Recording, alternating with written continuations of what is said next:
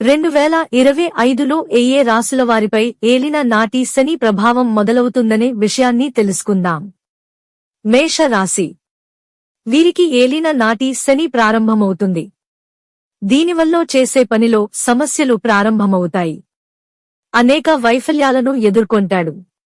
సమస్యలు ఎదురవుతాయి. వాటిని పరిష్కరించలేరు. శనిదేవుడికి శనివారం రోజు నల్ల నువ్వులతో పాటు నువ్వుల నూనెతో అభిషేకం చేయడంతో పాటు ఆయనకు నల్లటి వస్త్రం కప్పితే కొంతవరకు శాంతిస్తాడు. కుంభరాశి. ఏలిన నాటి శనిలో 3 దశలుంటాయి. మొదటి 2 దశలు చాలా తీవ్రంగా ఉంటాయి. 3వ దశలో మాత్రం కాస్తంత ఉపశమనం కలుగుతుంది. ఈ 3వ దశలోనే కొన్ని మంచి ఫలితాలను మనం అందుకుంటాం. సమస్యలను పరిష్కరించుకోవడానికి చాలా ఎక్కువగా కష్టపడాల్సి ఉంటుంది. కష్టాలు ఎదురైనప్పుడు భగవంతుడు అంటనే విముఖత కలుగుతుంది. మీన రాశి. ఏలిన నాటి శని 2వ దశ కూడా చాలా బాధపెడుతుంది.